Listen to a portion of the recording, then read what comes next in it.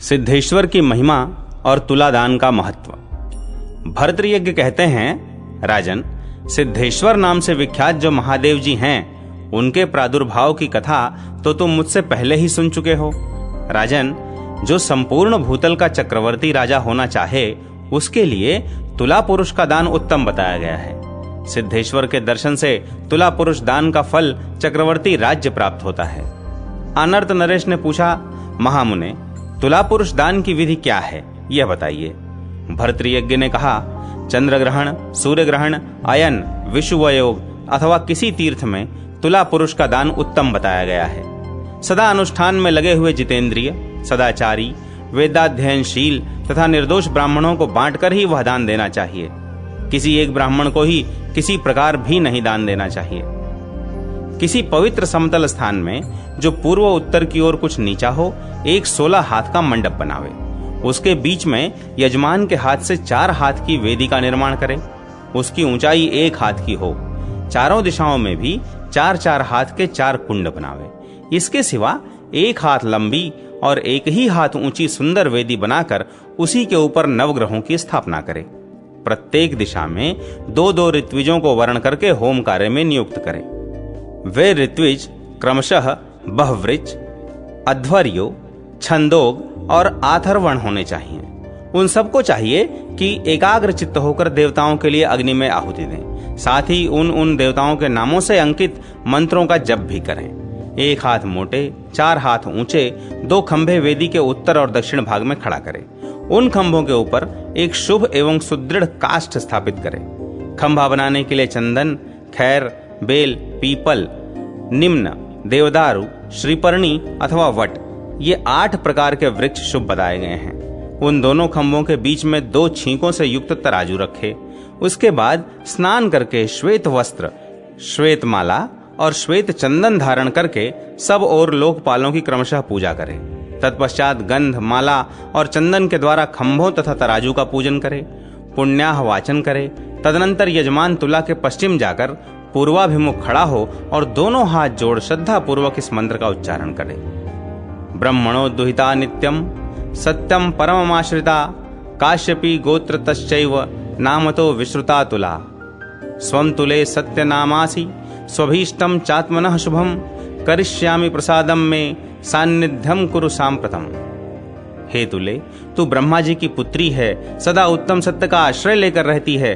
तेरा गोत्र काश्यप है और नाम सर्वत्र विख्यात तुला है। तुले, तेरा एक नाम सत्य भी है। मैं अपने शुभ अभीष्ट की सिद्धि करूंगा। तू इस समय मेरे समीप आ और अपना कृपा प्रसाद मेरे ऊपर कर। इसके बाद उस तुला के एक छींके पर आरूढ़ होकर अपनी शक्ति के अनुसार दान में देने के लिए जो वस्तु पहले से एकत्र करके रखी गई हो, उसे दूसरे छींके पर स्थापित करे। सोना, चांदी, रत्न, वस्त्र आदि जो जो अभीष्ट वस्तु हो, वह सब चढ़ावे। जब तक दोनों ओर का पलड़ा बराबर न हो जाए तब तक चढ़ावे, अधिक या कम नहीं। तत्पश्चात इष्ट देव की शरण लेकर छींके पर से ही उस देवता के लिए जल में जल, तिल, सुवर्ण और अक्षत छोड़े। इसके बाद उस पर से उतरकर वह सब सामग्री ब्राह्मणों को बांट दे। इस दान के प्रभाव से मनुष्य जानकर या अनजान में किए हुए समस्त पापों का नाश कर देता है। जो शारीरिक क्लेश से डरने वाले हैं, ऐसे धनियों के लिए यह तुलादान पुरश्चरण के समान है।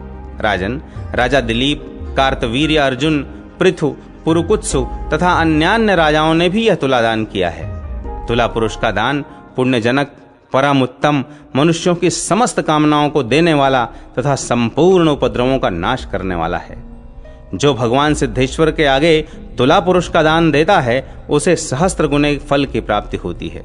अतः सब प्रकार से प्रयत्न करके भगवान सिद्धेश्वर के पास पहुंचकर विवेकी पुरुष को तुला पुरुष का दान करना चाहिए। भगवान सिद्धेश्वर का दर्शन, स्पर्श और पूजन करने पर मानव सब शिवलिंगों के दर्शन का फल पा लेता है। पृथ्वी दान की महिमा। भर्तृयज्ञ कहते हैं, जो राजा श्रद्धा पूर्वक भगवान गौतमेश्वर के आगे सुवर्णमयी पृथ्वी का दान करता है, वह निश्चय ही चक्रवर्ती राजा होता है। ऐसा ब्रह्मा जी का कथन है। मानधाता, धुंधुमार, हरिश्चंद्र, पुरुरवा, भरत और कार्तवीर्य, ये 6 चक्रवर्ती राजा हुए हैं। पूर्व काल में भगवान गौतमेश्वर के समीप स्वर्णमयी पृथ्वी का दान करने से ही इन्हें सार्वभौम राज्य प्राप्त हुआ था। आनर्त ने पूछा, भगवान, किस विधि से स्वर्णमयी भूमि का दान करना चाहिए? मैं उसका दान करूंगा, इसके लिए मेरी बड़ी श्रद्धा है। भर्तृयज्ञ ने कहा, नृपश्रेष्ठ, 100 भर सोने की पृथ्वी बनानी चाहिए, अथवा शक्ति के अनुसार 50 भर या 25 भर सोने की ही पृथ्वी का निर्माण करावे। अधिक न हो तो किसी प्रकार भी 5 भर से कम की पृथ्वी तो देनी ही नहीं चाहिए। उसमें लवण, इक्षु, सुरा, घृत, दही, दूध तथा जल के 7 समुद्र और जम्बू, प्लक्ष, कुश, क्रौंच, शाक, शालमली एवं पुष्कर, ये 7 द्वीप क्रमशः एक से दूसरे दूने बड़े बनाने चाहिए। महेंद्र, मलय, सह्य, हिमवान, गंधमादन, विंध्य तथा श्रृंगी, इन 7 कुल पर्वतों को भी अंकित करें। मध्य भाग में मेरु को और उसके चारों ओर विष्कुंभ पर्वतों का भी उल्लेख करावे। जम्बू, न्युग्रोध, नीप तथा प्लक्ष आदि वृक्षों तथा गंगा आदि नदियों का भी उस स्वर्णमयी भूमि में मुख्यतः अंकन करे।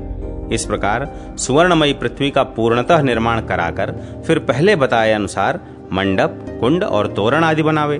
ब्राह्मणों का पूजन करे। पूर्ववत सब कुछ करके मध्य भाग में वेदी का निर्माण करे। उस वेदी पर हेममयी पृथ्वी को स्थापित करे और यथोक्त मंत्रों का उच्चारण करते हुए उसे पंचगव्य से नहलावे। इसके बाद हमम में गंगे यमुने पंचनद्यः सरस्वती त्रिपुष्करम श्री सूक्त पावमानी ऋचा स्वर्ण धर्मानुवाक तथा स्नान कर्मोपयोगी अन्यान्य मंत्रों के पाठ पूर्वक उस स्वर्ण प्रतिमा का अभिषेक करे। इस प्रकार विधि पूर्वक स्नान कराकर युवा सुवासा इत्यादि मंत्र से नाना प्रकार के सूक्ष्म वस्त्र पहनावे। ये भूता नाम घी इत्यादि मंत्रों का उच्च स्वर से उच्चारण करके पूजन करे। फिर धूरस इत्यादि मंत्र से धूप निवेदन करके अग्निर्ज्योतिः इत्यादि मंत्र द्वारा आरती उतारे। अन्नमस्मि इस मंत्र से सप्त धान्य निवेदन करे। इस प्रकार उस हेममयी पृथ्वी का सब पूजन विधि पूर्वक संपन्न करके सामने खड़ा हो जाए और हाथ जोड़कर निम्नांकित मंत्रों का उच्चारण करे। त्वया संधार्यते देवी जगदे तच्चराचरम तव दानम करिष्यामि सान्निध्यम कुरु मेदिनी शरीरैष्वपि भूतानां त्वं देवी प्रथम स्थिता ततश्चान्यानि भूतानि जलादीनि वसुंधरे ये त्वां वाञ्छन्ति ते भूयस्त्वां लाभन्ते न संशयः इह लोके परे चैव पार्थिवम रूपमाश्रिता। पृथ्वी देवी, आप इस संपूर्ण चराचर जगत को धारण करती हैं। मैं आपका दान करूंगा, आप मेरे समीप पधारें। देवी वसुंधरे, समस्त प्राणियों के शरीरों में भी प्रधानतया आपकी स्थिति है। उसके बाद जल आदि दूसरे भूत स्थित हैं। जो आपको चाहते हैं वे पाते हैं, इसमें संशय नहीं है। इहलोक और परलोक में सर्वत्र आप पार्थिव रूप धारण करके स्थित हैं। इस प्रकार सुवर्णमयी धरा देवी का स्तवन करके उसे जल सहित हाथ में लें और भगवान वासुदेव का मन ही मन ध्यान करते हुए इस मंत्र द्वारा संकल्प करें। पाताला दुद्धृता येन पृथ्वी सा लोककारिणा अस्या दानेन च सदा प्रियताम में जनार्दनः। जिन लोक सृष्टा भगवान ने वाराह रूप धारण कर पाताल से इस पृथ्वी का उद्धार किया था, वे ही जनार्दन इस स्वर्णमयी भूमि के दान से मुझ पर सदा संतुष्ट रहें। ऐसा कहकर उस जल को जल में ही गिरावे। न तो भूमि पर उसे गिराना चाहिए और न ब्राह्मण के हाथ में ही देना चाहिए। तदनंतर पृथ्वी देवी का इस प्रकार विसर्जन करे। आगताच यथा न्यायम पूजिताच यथा विधि अस्माकं त्वं हितार्थाय यत्रेष्टम तत्र गम्यताम। देवी, तुम हमारे हित के लिए यहाँ आई।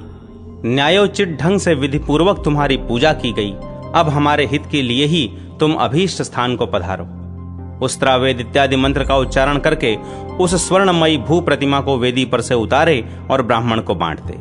जो राजा इस विधि से भूमिदान करता है, उसके वंश में भी कभी किसी का राज्य भ्रष्ट नहीं होता है। यह पृथ्वी दान सब दानों से उत्तम, पुण्यजनक एवं प्रशंसनीय है। जो इसकी महिमा सुनते हैं, उनकी भी समस्त जड़ता का यह विनाश करने वाला है। इस प्रकार भूमिदान करने वाले लोग अकंटक राज्य का उपभोग करके प्रसन्न चित्त हो भगवान विष्णु के अविनाशी सनातन पद को प्राप्त होते हैं। अन्यत्र किया हुआ भूमिदान भी एक जन्म तक अवश्य चक्रवर्ती बनाता है, परंतु जो भगवान गौतमेश्वर के आगे भूमिदान किया जाता है, वह 7 जन्मों तक मनुष्य को चक्रवर्ती राजा बनाता है, इसमें संदेह नहीं है। अतः सब प्रकार से प्रयत्न पूर्वक वहां भूमिदान करना चाहिए।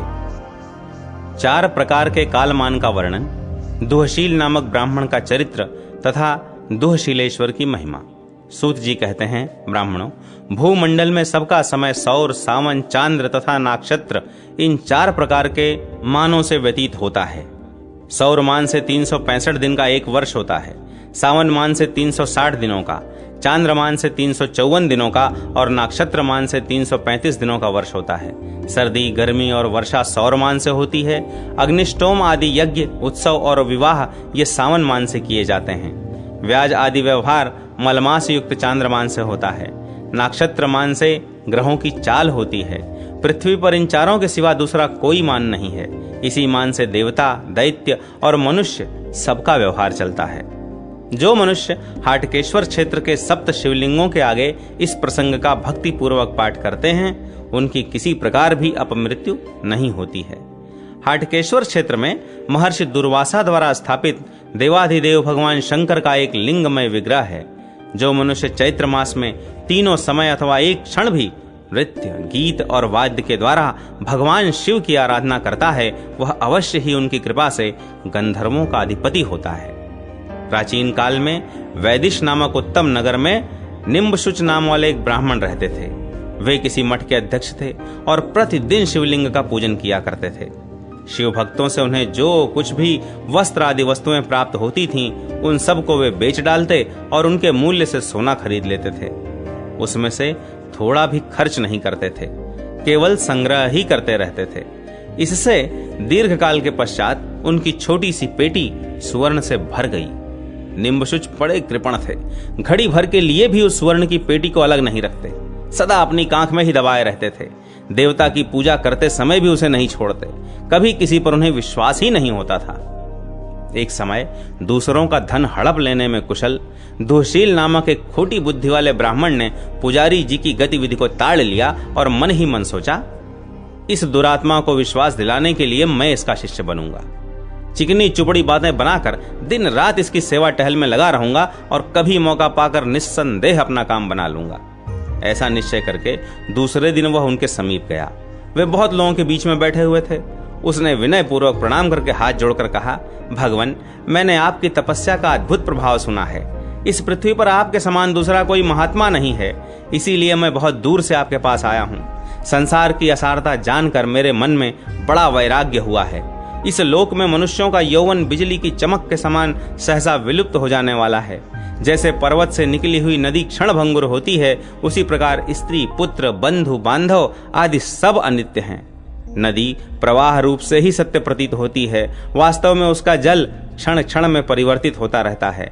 उसी प्रकार समस्त संसार परिवर्तनशील है। भाई, बंधु आदि सगे संबंधियों का संयोग भी पाप समागम के ही तुल्य जानने योग्य है। अतः सुव्रत, इस संसार समुद्र से पार होने के लिए मुझे ऐसे किसी उपाय का उपदेश दीजिए जो मेरे लिए नौका के समान पार लगाने वाला हो, जिसका आश्रय लेकर मैं आपकी कृपा से इस भवसागर से पार हो जाऊं। उसकी यह बात सुनकर पुजारी जी के शरीर में हर्ष के मारे रोमांच हो आया। सोचने लगे, यह कौन शिव भक्त पुरुष परदेश से यहाँ आया है। फिर बोले, तुम धन्य हो जिसकी बुद्धि तरुणावस्था में भी ऐसी वैराग्यपूर्ण है। जो पहली अवस्था तरुणाई में शांत है, मन और इंद्रियों को जीत चुका है, वही शांत है, ऐसा मेरा विचार है। शरीर के सब धातुओं के क्षीण हो जाने पर कौन शांत नहीं होता। यदि तुम्हारे मन में संसार की ओर से इतनी विरक्ति है तो देवताओं के स्वामी और परम कल्याणकारी भगवान चंद्रशेखर की आराधना करो, अन्यथा घोर जप से भी भवसागर को पार करना असंभव है। यह बात मैंने शास्त्रों का भली भांति मनन करके जानी है। शूद्र हो या ब्राह्मण, म्लेच्छ हो या कोई और पापात्मा, जो मनुष्य शिव की दीक्षा लेकर षडक्षर मंत्र से भक्ति पूर्वक एक फूल भी शिवलिंग पर चढ़ा देता है, वह उसी गति को प्राप्त होता है जिसे बड़े बड़े यज्ञ करता पाते हैं। जो शिव दीक्षा लिए हुए पुरुषों को भक्ति भाव से वस्त्र, उपान्न और जलपात्र आदि समर्पण करता है, उसे बहुतेरे यज्ञों से क्या काम है। यह सुनकर दुहशील ने निम्बशुच के चरण पकड़ लिए और उन पर अपना मस्तक रखकर बड़े आदर से कहा, प्रभो, आप मुझे शिव दीक्षा देकर अनुग्रहित कीजिए, जिससे मैं एकाग्र चित्त होकर नित्य आपकी सेवा कर सकूं।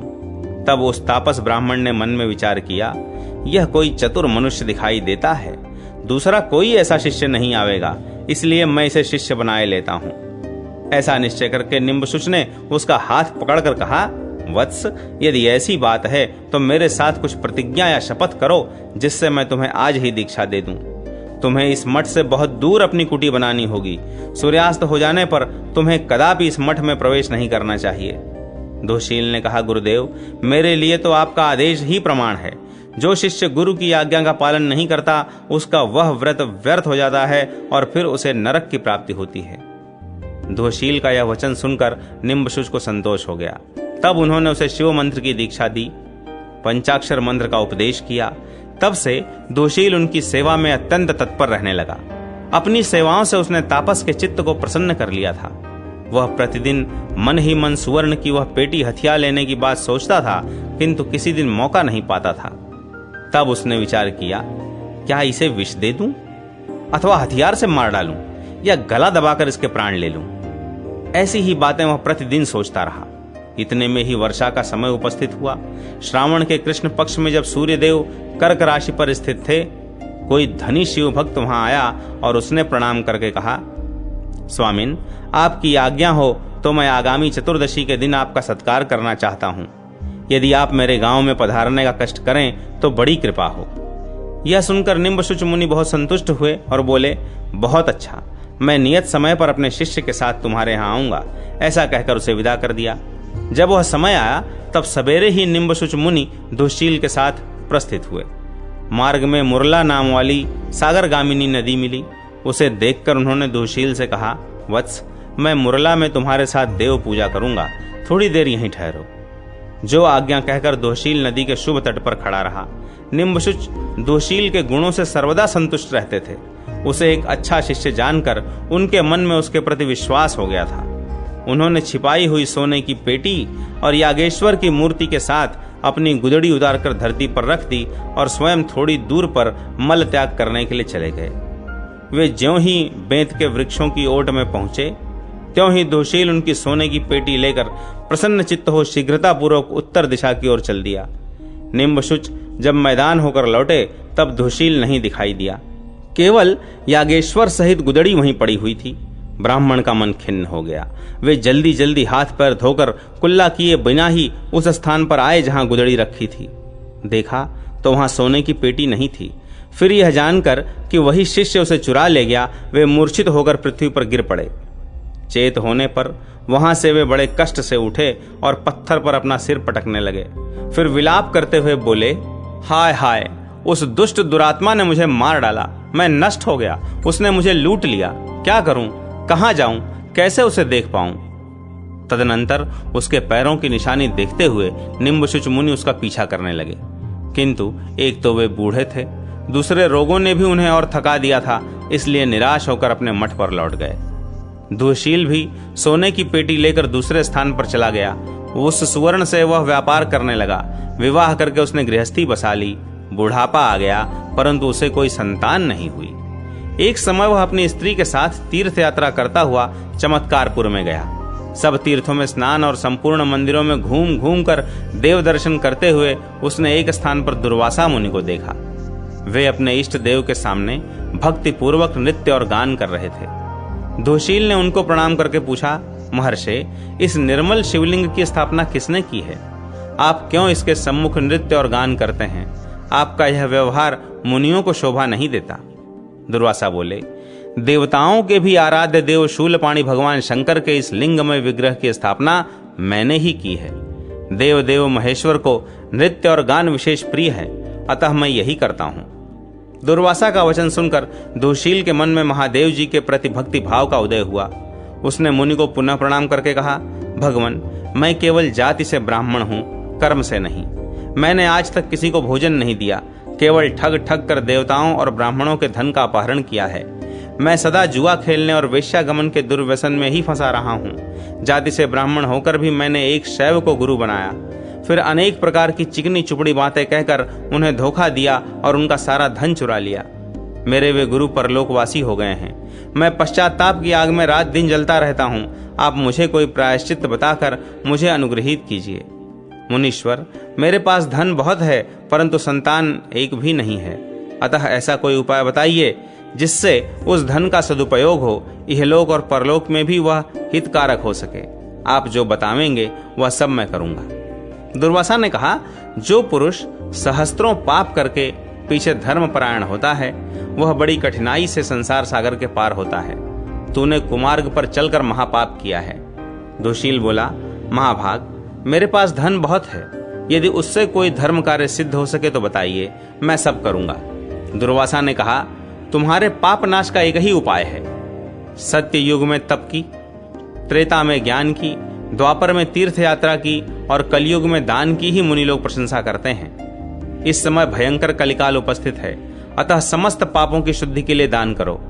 तुम्हारे मन में गुरु के यहाँ से धन का अपहरण करने के कारण उस धन की ओर से घृणा भी है ही, अतः तुम गुरु के ही नाम से भगवान शंकर का एक मंदिर बनवा दो। इससे गुरु के ऋण से भी उऋण हो जाओगे। अन्यत्र भी यदि कहीं उनका धन प्राप्त हो तो प्रतिदिन एकाग्र चित्त हो श्रेष्ठ ब्राह्मणों को उस धन का दान किया करो। स्वयं अपने लिए भी तिल पात्र और सुवर्ण का दान करो, जिससे तुम्हारे शरीर से सब पाप दूर हो जाएं। दूसरी बात यह है कि मैं सुदूरवर्ती कल्पग्राम से सदा चैत्र मास में यहाँ अपने बनवाए हुए शिव मंदिर के दर्शन पूजन के लिए आया करता हूँ, फिर वहीं चला जाऊंगा। यह मेरा सदा का नियम है। अतः मेरे चले जाने पर तुम्हें मेरे बनवाए हुए इस मंदिर में भगवान शिव के स्नान पूजन आदि का ध्यान रखना चाहिए। दुशील बोला, मुनि श्रेष्ठ, मैं आपकी सब आज्ञा का पालन करूंगा, परंतु मुझे निर्वाण दीक्षा दीजिए। मुनि दुर्वासा के आज्ञानुसार तिल पात्रादि के दान से जब उसके पाप दूर हो गए, तब दुर्वासा जी ने उसे निर्वाण दीक्षा दी। दीक्षा देने के बाद मधुरवाणी में कहा, अब मुझे गुरु दक्षिणा दो। दुशील बोला, प्रभो, आप दक्षिणा में क्या लेना चाहते हैं, शीघ्र बताइए। दुर्वासा ने कहा, देखो, इस समय कलयुग आ गया है। अब मैं कल्पग्राम को चला जाऊंगा और चैत्र मास में जो मेरी यात्रा यहाँ होती थी वह अब नहीं होगी। जब तक सत्य युग नहीं आ जाएगा तब तक मैं यहाँ नहीं आऊंगा। यह मंदिर जो मैंने बनवाना प्रारंभ किया था अब तक आधा ही बन पाया है। अब तुम इसे पूरा कर देना, यही मेरी गुरु दक्षिणा है। अपनी शक्ति के अनुसार यहाँ नृत्य गीत आदि करते रहना, फूल आदि भी चढ़ाने चाहिए। ऐसा कहकर मुनीश्वर दुर्वासा कल्पग्राम को चले गए। दुशील ने भी जैसा दुर्वासा जी ने कहा था सब कुछ उसी प्रकार किया। इसी प्रकार भक्ति भावन से पूजन आदि करते हुए दुशील के ही नाम पर उस शिवलिंग की प्रसिद्धि हुई। उसकी संज्ञा दुशीलेश्वर हो गई। जो चैत्र मास में प्रतिदिन दुशीलेश्वर देव का दर्शन करता है वह क्षण भर में वर्ष भर के पापों से मुक्त हो जाता है। जो उनको नहलाता है उसके शरीर से 30 वर्ष का पाप नष्ट हो जाता है। जो उनके आगे नृत्य गीत आदि का आयोजन करता है उसके शरीर से 30 वर्ष का पाप नष्ट हो जाता है। जो उनके आगे नृत्य गीत आदि करता है वह जन्म से लेकर मृत्यु तक के सब पापों से मुक्त हो जाता है। निम्बेश्वर की स्थापना तथा 11 रुद्रों का प्राकट्य एवं उनके दर्शन पूजन की महिमा। सूत जी कहते हैं, दुशील ने दक्षिण दिशा में अपने गुरु के नाम से भी शिवालय बनवाया जो निम्बेश्वर के नाम से विख्यात हुआ। वह बड़े भक्ति भाव से उनके चरणार विंदों का चिंतन करने लगा। उसकी स्त्री का नाम शाकंभरी था। उसने अपने नाम वाली श्री दुर्गा देवी की वहां स्थापना की। उनके पास जो शेष धन था उसे उन दोनों पति पत्नी ने देव पूजन के लिए ब्राह्मणों को अर्पित कर दिया और स्वयं भिक्षान्न भोजन करने लगे। कुछ काल के अनंतर दुशील की मृत्यु हो गई। उस समय शाकंभरी ने दृढ़ चित्त होकर पति के साथ चिता की आग में प्रवेश किया। फिर वे दोनों पति पत्नी विमान में बैठकर स्वर्ग को चले गए। जो दुशील का यह उत्तम व्याख्यान पढ़ेगा वह अज्ञान जनित संपूर्ण पापों से मुक्त हो जाएगा। पूर्व काल की बात है, उत्तम व्रत का पालन करने वाले काशी निवासी मुनि हाटकेश्वर देव के दर्शन के लिए उत्सुक होकर चले। उनमें परस्पर होड़ लग गई थी कि पहले मैं भगवान हाटकेश्वर के दर्शन करूंगा। जो सबके आगे वहां जाकर भी पहले हाटकेश्वर शिव का दर्शन नहीं कर लेगा वह अकेला सबको कष्ट देने के पाप का भागी होगा। ऐसा कहकर वे सब काशीपुरी से अत्यंत वेग पूर्वक दौड़ते हुए चले। इसी समय भगवान हाटकेश्वर उन सब मुनियों का स्पर्धा जनित अभिप्राय जानकर उन सब को दर्शन देने के लिए पाताल से नाग छिद्र के द्वारा निकले और 11 स्वरूपों में स्थित हो गए। त्रिशूल, 3 नेत्र, जटाजूट, अर्धचंद्र तथा मुंडमाला से विभूषित हो वे एक ही साथ सबकी दृष्टि में आए। उन मुनियों ने अपने समक्ष खड़े हुए भगवान वृषभ ध्वज का दर्शन करके धरती पर घुटने टेक उन्हें प्रणाम किया और पृथक पृथक उनकी स्तुति की। इनमें से एक जानता था भक्त वत्सल देव महादेव जी पहले मेरी दृष्टि में आए हैं, दूसरा समझता था पहले मुझे ही भगवान का दर्शन हुआ है। ऐसा जानते हुए उन श्रेष्ठ तापसों ने भगवान का इस प्रकार स्तवन किया। तापस बोले, जो देवताओं के भी अधिदेवता तथा सर्वदेव स्वरूप हैं, उन भगवान शिव को नमस्कार है। शांत, सूक्ष्म तथा अंधकासुर का नाश करने वाले शिव को नमस्कार है। जो सदा द्युलोक के आश्रित रहकर विभिन्न वायुओं के द्वारा संपूर्ण जगत को जीवन प्रदान करते हैं, उन संपूर्ण रुद्रों को नमस्कार है। जो पूर्व दिशा में रहकर सब लोगों की भूतों के महान भय से रक्षा करते हैं, उन संपूर्ण रुद्रों को नमस्कार है। जो पश्चिम दिशा में रहकर दुरात्मा पिशाचों के भय से समस्त जगत की रक्षा करते हैं, उन संपूर्ण रुद्रों को नमस्कार है। जो ऊपर के लोकों में रहकर जंभ के महान भय से संपूर्ण लोकों की रक्षा करते हैं, उन सब रुद्रों को नमस्कार है। जो नीचे ऊपर दोनों जगह रहकर संपूर्ण लोकों की कुष्मांडों के भय से रक्षा करते हैं, उन सब रुद्रों को नमस्कार है। जो सहस्त्रों की संख्या वाले अथवा असंख्य रुद्र पृथ्वी पर रहकर रोगों से जगत को बचाते हैं, उन सबको भी नमस्कार है। इस प्रकार 11 तपस्वियों द्वारा प्रस्तुति की जाने पर वे 11 रुद्र भक्ति से नतमस्तक हुए उन तपस्वी मुनियों से बोले। रुद्र बोले, श्रेष्ठ तापसो, मैं तुम्हारी बड़ी भारी भक्ति देखकर संतुष्ट हूं और 11 स्वरूपों में प्रकट हुआ हूं। तुम सब लोग मनोवांछित वर मांगो। तापसों ने कहा, देव, यदि आप हम पर संतुष्ट हैं तो कृपा करके इन 11 स्वरूपों में सदा यहीं रहें, जिससे हम आपकी आराधना करते हुए हाटकेश्वर क्षेत्र में सदैव निवास करें। भगवान श्री शिव बोले, मैंने इस क्षेत्र में जिन 11 मूर्तियों को प्रकट किया है, इन सब के साथ यहाँ सदैव निवास करूंगा। मेरी जो आद्या मूर्ति है वह तो कैलाश पर रहती है। इस क्षेत्र में भी जो उत्तम कैलाश पर्वत है, वहां सदा उसकी स्थिति बनी हुई है। ये मेरी 11 मूर्तियां संपूर्ण जगत की रक्षा के लिए यहाँ सदा उपस्थित रहेंगी। तुम्हारे ही नामों से इन सबकी प्रसिद्धि होगी। जो मनुष्य विश्वामित्र कुंड में स्नान करके मेरी इन मूर्तियों की पूजा करेंगे, वे परम गति को प्राप्त होंगे। मेरे वचन से उन्हें 11 गुने पुण्य फल की प्राप्ति होगी, इसमें संशय नहीं है। ऐसा कहकर भगवान त्रिलोचन वहीं अंतर्ध्यान हो गए। वे मुनि भी वहां आश्रम बनाकर बड़ी श्रद्धा से उन मूर्तियों की आराधना करते हुए परम पद को प्राप्त हो गए। दूसरा कोई मनुष्य भी यदि इन 11 विग्रहों का दर्शन और पूजन करेगा, वह उस परम धाम में जाएगा जहां साक्षात भगवान महेश्वर विराजमान हैं। जो मानव चैत्र मास के शुक्ल पक्ष की चतुर्दशी के दिन उन सब का भक्ति पूर्वक पूजन करेगा, वह परम गति को प्राप्त होगा। षडाक्षर मंत्र के द्वारा भगवान शिव को एक फूल चढ़ाने से जो फल मिलता है, उससे 100 गुना फल उस मनुष्य को प्राप्त होता है। जिसने शिव की दीक्षा ली है, उसकी अपेक्षा भी 100 गुना फल उसे मिलता है जिसने भगवान शिव की शरण ले रखी है। जो लोग भक्ति एवं विनय पूर्वक उन विग्रहों का पूजन करते हैं, वे पूर्वोक्त सभी लोगों से 100 गुना पुण्य फल प्राप्त करते हैं। ऋषियों ने पूछा, सूत जी, काशी से आए हुए उन मुनियों के नाम क्या थे जिनकी भक्ति के कारण भगवान शिव 11 स्वरूपों में अभिव्यक्त हुए? सूत जी ने कहा, उनमें से प्रथम का नाम त्रिभुवन प्रसिद्ध मृग व्याध था, दूसरे का शर्व, तीसरे का निंदित, चौथे का महायशा, पांचवें का अजैकपाद, छठे का अहिर्बुधन्य, सातवें का पिनाकी, आठवें का परंतप, नववें का दहन, 10वें का ईश्वर तथा 11वें का नाम कपाली था। यही नाम भगवान शिव ने उन 11 रुद्र मूर्तियों के भी रखे। मृग व्याध के लिए प्रत्यक्ष गौ तथा गुड़ की बनी हुई गौ भी दान करनी चाहिए। कपाली के लिए मक्खन की, अजैकपाद के लिए घी की, अहिर्बुधन्य के लिए सुवर्ण की, पिनाकी के लिए नमक की, परंतप के लिए रस की, दहन के लिए अन्न की, ईश्वर के लिए जल की तथा अन्य मूर्तियों के लिए प्रत्यक्ष गौ दान करनी चाहिए। जो इन रुद्रों की प्रीति के लिए इन सब प्रकार की गौओं का दान करता है, वह निश्चय ही चक्रवर्ती राजा होता है, ऐसा पितामह ब्रह्मा जी का कथन है। नागरखंड का उपसंहार, श्रवण तथा व्यास पूजन का महात्म्य। सूत जी कहते हैं, पूर्व काल में स्कंद जी ने यह समस्त पुराण ब्रह्मपुत्र महर्षि भृगु को सुनाया था।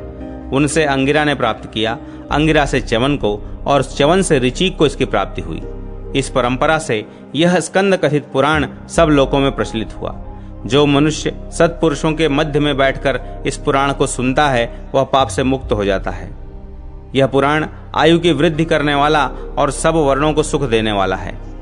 इसे महात्मा षडानंद ने प्रकट किया है। जो मनुष्य हाटकेश्वर क्षेत्र का महात्म्य सुनता है, उसके पुण्य की गणना कोई नहीं कर सकता। जो मानव भक्ति पूर्वक इस कथा को कुछ दिन सुनता और पढ़ता है, उसके समस्त मनोरथों की सिद्धि होती है। जो गुरु अपने शिष्य को एक अक्षर भी उपदेश करता है, उस गुरु को देने के लिए पृथ्वी पर ऐसा कोई धन नहीं है जिसे देकर मनुष्य उसके ऋण से उऋण हो सके। अतः शास्त्र पुराण का उपदेश करने वाले व्यास को गौ, भूमि, सुवर्ण, अन्न और वस्त्र आदि देकर उसका पूर्णतः सत्कार करना चाहिए। जो मनुष्य भक्ति युक्त होकर इस परम उत्तम शास्त्र का पाठ एवं श्रवण करता है तथा उपदेश करने वाले व्यास का पूजन करता है, वह भगवान शिव के धाम को प्राप्त होता है। नागर खंड उत्तरार्ध संपूर्ण।